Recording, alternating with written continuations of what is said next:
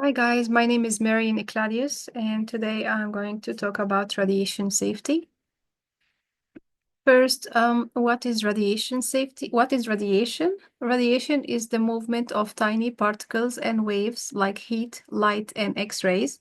Everything around us is constantly exposed to radiation from space and Earth.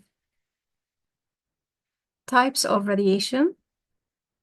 Alpha particles. These are large, positively charged particles. They are the least penetrating from radiation and can be stopped by a sheet of paper or even dead skin.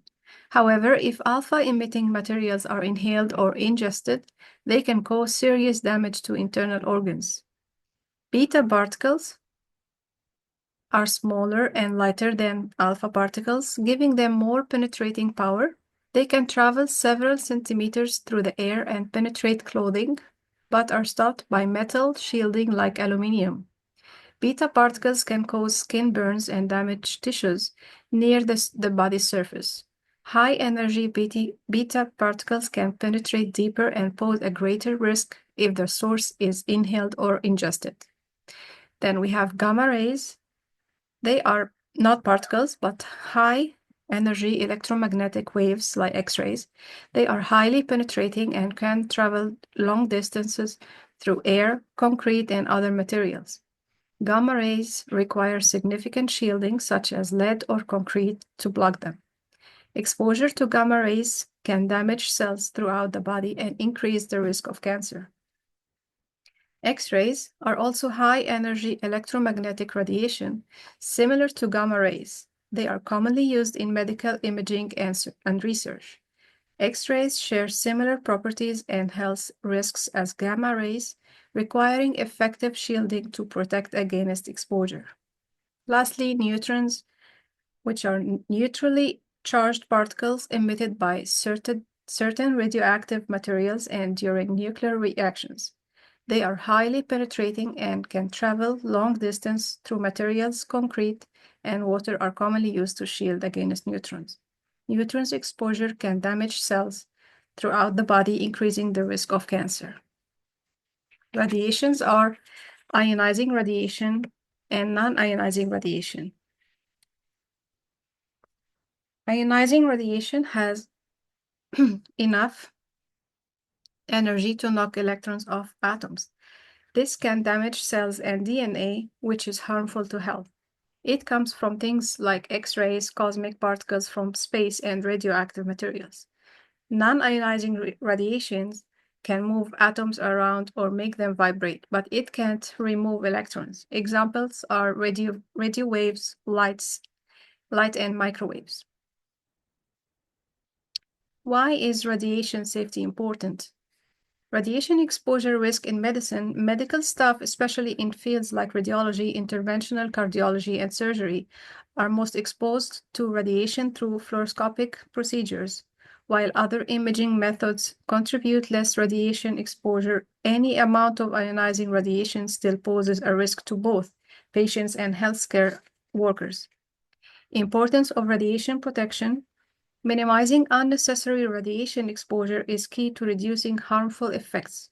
Ionizing radiation is essential in medical diagnostic and treatment, but its increased use has led to higher cumulative doses for both patients and healthcare providers. Most exposures comes from fluoroscopy. Need for adequate radiation safety training. Formal training in radiation safety and dose reduction is crucial. Yet many healthcare workers, particularly in non-radiology departments, lack adequate training, leading to lower adherence to safety guidelines. As radiation use in medicine grows, understanding risks and adopting effective dose reduction strategies will be essential for maintaining safety. ALARA. ALARA is as low as reasonably achievable. It means the global of radiation safety programs is to keep radiation doses as low as possible while still achieving the necessary results. Minimizing radiation exposure time. Reducing the time someone is exposed to radiation lowers the dose they receive. This is important for radiation workers, patients receiving X-rays, and anyone who might be exposed to radioactive materials during everyday activities. Distance from the radiation source. The further you are from a radiation source, the lower the radiation dose. This works similarly to how heat from a fire feels less intense the further away you are. Using the inverse square law, you can calculate the radiation intensity at any distance from the source. Radiation safety through shielding. Using shields between you and a radiation source can greatly reduce or block exposure. The shield material depends on the type of radiation. For strong radiation like gamma rays, lead, concrete, and water are used. For alpha and beta radiation, special plastics or even air can stop them. The amount of shielding needed depends on the radiation strength. Dense material like lead are better at blocking radiation, but thicker layers of lighter materials can also help. How radiation affects the body. Radiation and DNA damage. Radiation can change the DNA in any cell, causing damage and even cell death. If the damage happens in body cells, it only affects that individual and is called somatic damage. The most serious long-term effect of somatic damage is cancer. If the mutation occurs in reproductive cells, the changes can be passed on to future generations. This is called genetic damage. The effects may not show up for many generations. Radiation-induced genetic mutations do not cause dramatic changes like those in science fiction. They simply increase the natural rate of genetic mutations that happen all the time. Genetic effects versus cancer. Genetic mutations caused by radiation are difficult to tell apart from mutations caused by other factors. While some mutations can be harmful, others can be beneficial and drive evolution. The full extent of radiation's role in causing genetic mutations is still debated among scientists, and most estimates come from studies on animals or survivors of the atomic bomb. Mutation risk and doubling dose. The doubling dose refers to the amount of radiation that would cause mutations equal to the natural rate of mutations. It is believed that the risk of genetic mutations increases with higher radiation doses and that there is no level of exposure where radiation does not cause some increase in mutations. Natural mutations happen in our cells all the time, though at a low rate. Studies on genetic risk. Studies on the children of atomic bomb survivors have not shown an increase in genetic defects or mutations, suggesting that the risk of genetic effects in humans from radiation exposure may not be as high as once thought. Research on animals like fruit flies has shown they are more sensitive to radiation than humans, so humans may be less affected. Because of this, scientists believe the amount of radiation needed to double the natural mutation rate in humans is likely higher than previously thought. Radiation safety guidelines. Justification. An imaging procedure should be performed only if the benefits outweigh the risk. X-ray exams and other procedures using radiation should only be done when necessary to diagnose, treat, or guide a medical procedure. The doctor's decision should be based on the patient's medical history and the reason for the exam. Optimization. X-ray exams should use the lowest possible radiation dose that still provide clear images for diagnosis and treatment. The settings should be chosen based on the patient's medical need, size, and the area being scanned. Additionally, the equipment should be well maintained and regularly tested to ensure it works properly. Dose limitation. Dose limitation ensures that the amount of radiation received by individuals does not exceed safety limits set by regulatory bodies based on current scientific understanding of radiation risk. These limits apply to different groups, including workers exposed to radiation, patients undergoing medical procedures, and the public and the general public. By following these limits, the risk of serious effects like acute radiation sickness and long-term effects like cancer can be minimized. To protect individuals from radiation, a comprehensive approach is needed. This includes following regulations, providing proper training for workers, and using technical measures to control exposure.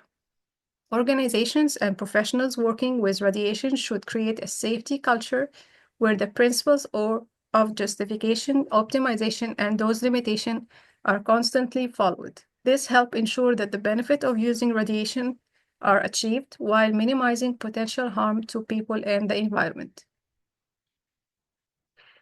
Practical applications of radiation safety measures. Engineering controls. Engineering controls are physical changes to the workplace or equipment that help reduce or eliminate radiation exposure.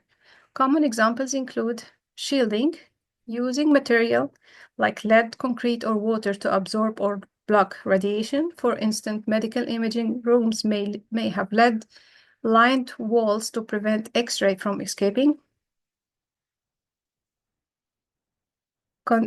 Containment, keeping radioactive materials or radiation-emitting devices in a controlled area to prevent the spread of contamination. This is especially important in places where radioactive materials are used or stored. Ventilation system, special ventilation system that filter the air to remove radioactive particles. These systems help reduce the risk of workers inhaling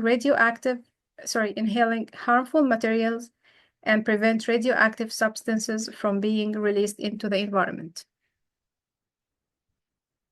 Administrative controls involve policies, procedures, and practices that help reduce radiation exposure by managing work habits and schedules. Key examples include limiting time, reducing the amount of time workers spend in areas with radiation is an effective way to minimize exposure as the dose is directly related to how long one is exposed. Safety procedures, clear protocols for handling radioactive materials and responding to radiation emergencies are essential. These ensure that staff know the correct steps to take to reduce exposure and handle accidents safely. Training. Regular training sessions are crucial to ensure workers understand how to work safely with radiation.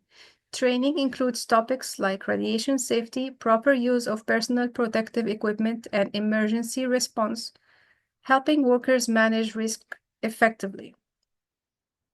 Personal protective equipment. It is used to protect individuals from radiation exposure.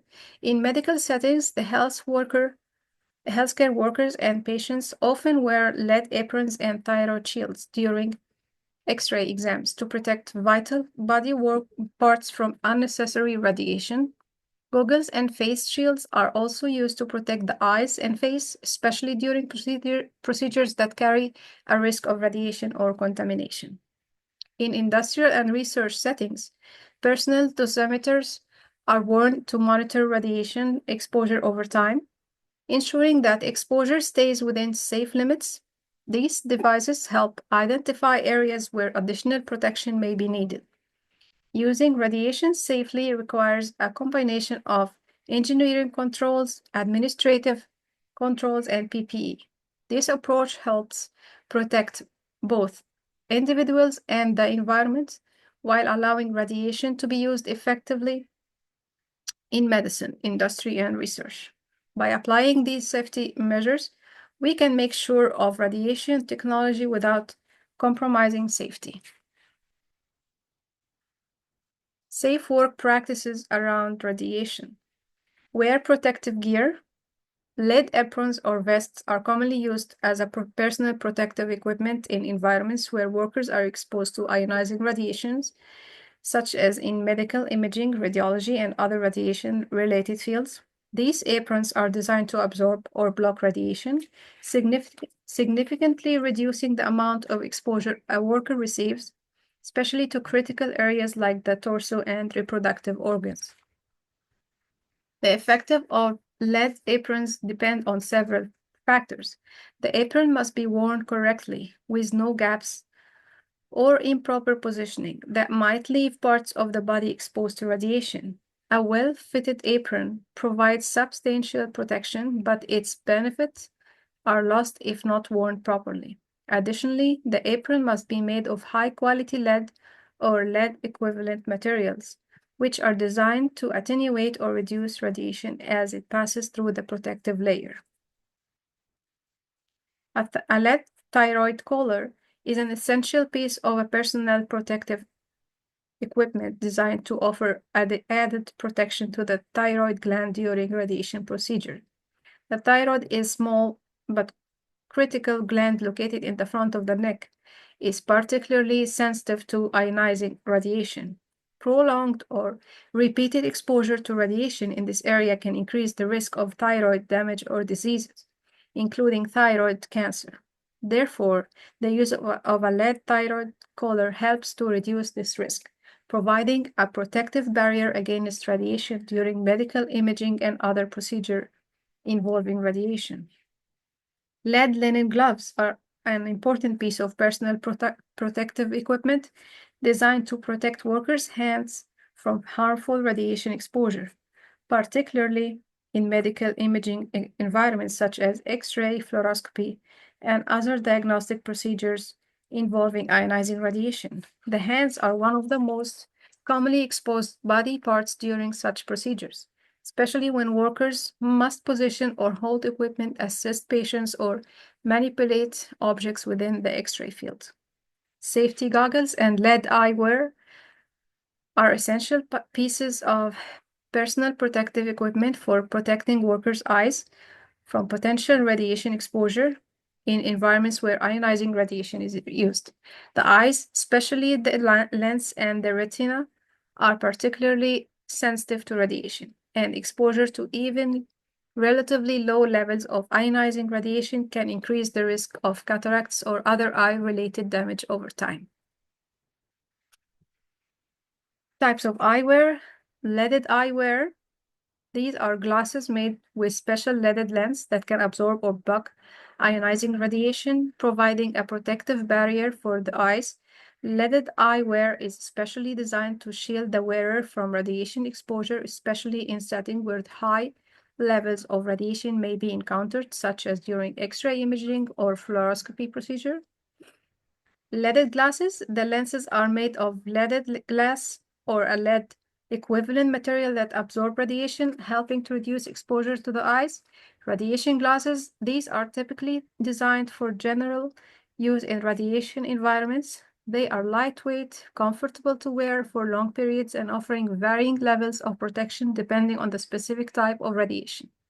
Opaque safety goggles. For environments where the radiation risk is less intense but still present, such as lower dose imaging procedures, opaque safety goggles or radiation goggles are used to provide protection. These goggles are designed to shield the eyes from the direct exposure to radiation, as well as to prevent eye injury from other hazards, such as flying derbies or chemicals in certain industrial settings.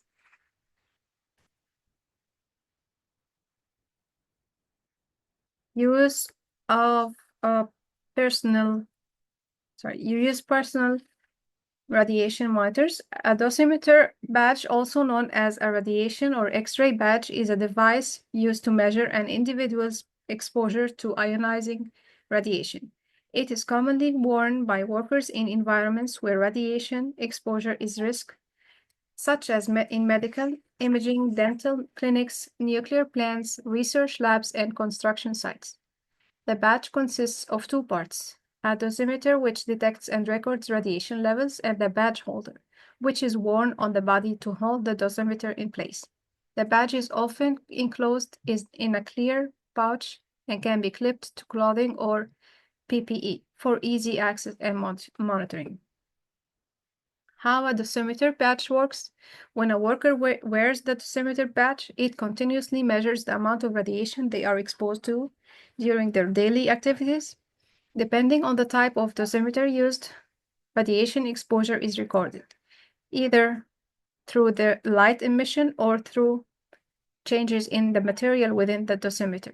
At regular intervals, the dosimeter is either read electronically by a dosimetry service provider who processes the data and provides an exposure report to the employer, sent to a laboratory for more detailed analysis, where the radiation dose is calculated and the results are typically available within a set period. The badge is designed to be worn for a specific time period, such as a work shift or a month, after which the worker changes it for a fresh one to start the monitoring process again. The accumulated radiation dose from the entire wear period is then recorded and can be reviewed to ensure exposure limits are not exceeded. To ensure the accuracy of the readings and to protect the integrity of the dosimeter, workers must follow specific guidelines for handling and care. Wear the badge as instructed by the safety officer or supervisor, usually at the chest or neck level. Do not leave the badge near radiation sources when not in use. Avoid exposing the badge to extreme temperatures or direct sunlight, as this may interfere with the dosimeter's ability to accurately measure radiation.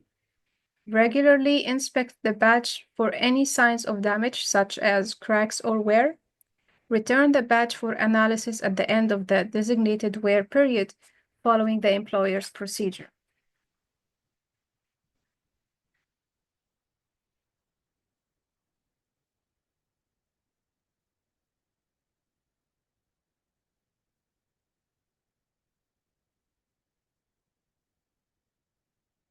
Follow warning signs. Common warning signs in imaging departments. Radiation hazard signs. Excuse me. There are three foil symbol, often accompanied by the word radioactive, is the most recognizable radiation warning sign used in medical imaging departments. It indicates the presence of ionizing radiation. The symbol is commonly displayed on doors, walls, or equipment to signify areas where radiation is being used or stored. High radiation areas. Areas where radiation exposure may be high enough to pose a risk of harm, such as near the X-ray or fluoroscopy machines, are marked with a radiation hazard sign. Caution radiation area. These signs are used in spaces with lower radiation levels, such as certain diagnostic imaging rooms or equipment storage areas. Warning signs near equipment. Specific imaging devices like X-ray machines, fluoroscopies, and CT scanners typically have warning signs attached to them to alert personnel to the risk when the machine is in use. For example, X-ray in use or radiation in use signs are placed near equipment that emits radiation to ensure everyone in the vicinity is aware of the potential exposure risk. These signs are essential to protect both medical staff and patients by alerting them to the need for proper shielding or safety measures before entering the radiation zone. Doors and entrance to imaging rooms. Imaging rooms where radiation procedures are conducted are typically marked with clear warning signs at the entrances.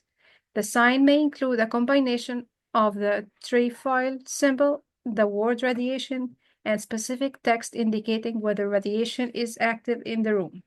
These signs often read caution, radiation area, or warning, high radiation area.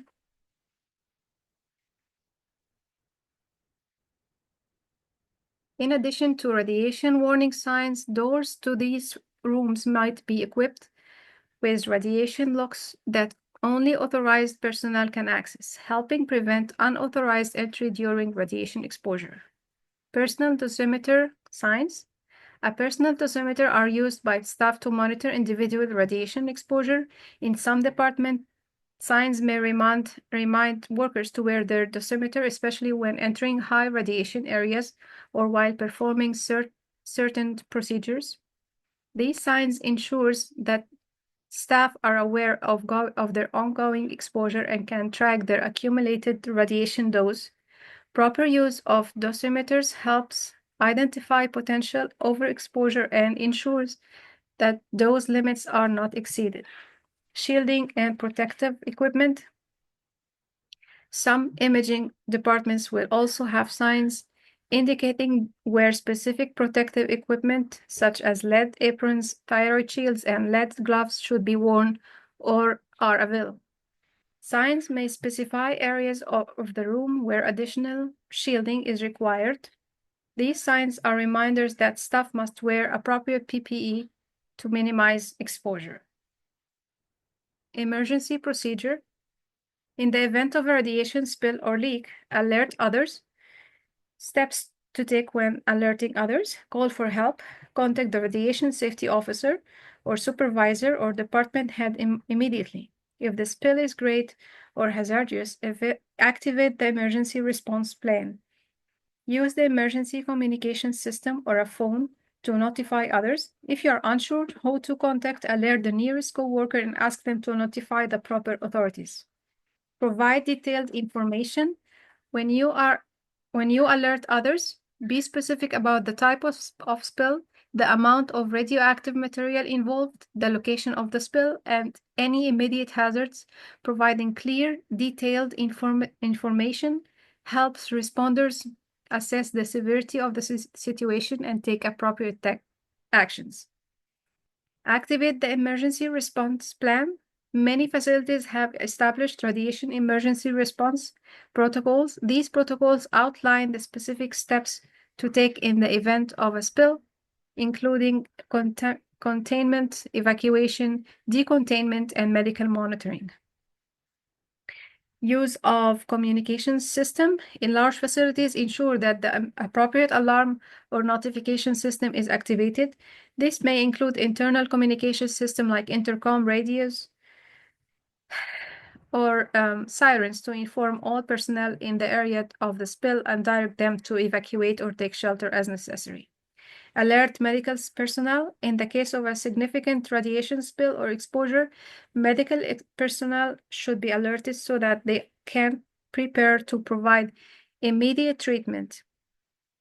If anyone is suspected to have been contaminated, medical teams should be ready to assess contamination levels and provide treatments such as a whole body decontamination or radiation exposure monitoring. Evacuate. Go to a safe area quickly away from the contamination. In the event of a radiation spill, evacuating to a safe area is crucial to minimize exposure and prevent further contamination. Moving away from the contamination zone reduces radiation risk by increasing the distance from the source. It also protects against the spread of radioactive materials.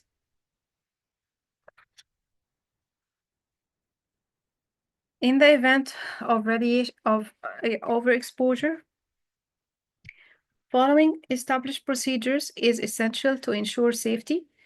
This includes using PPE, such as gloves, aprons, and masks to minimize exposure, as well as following decontamination protocols to remove radioactive materials from the body or clothing. And stepping away from the source as quickly as possible is crucial to minimize radiation exposure. Increasing the distance from radiation source significantly reduces the risk as radiation intensity decreases with distance. Conclusion: radiation safety is about balancing the benefits of radiation with the need to protect public health. Key principles like justification, optimization, and dose limitation guide how radiation exposure is managed. These principles form the foundation of safety protocols that reduces risk without hindering the many positive uses of radiation in medicine, industry, and research. National and international regulations help ensure these safety measures are applied consistently, creating a culture of safety and responsibility. As technology and science evolve, radiation safety practices must be also adapted. New uses for radiation and improved understanding of its risk means that safety strategies must continue to improve. This requires ongoing research, better safety measures, and more advanced protective equipment. Ensuring safety is a shared responsibility with regulators, professionals, healthcare providers, and researchers are playing important roles. The goal moving forward is to encourage innovation while keeping safety as the top priority. By refining radiation safety practices and staying ahead of new developments, we can harness the full potential of radiation while protecting people and the environment. This ongoing commitment to safety and progress will ensure that radiation benefits future generations without compromising their well-being. Thank you so much.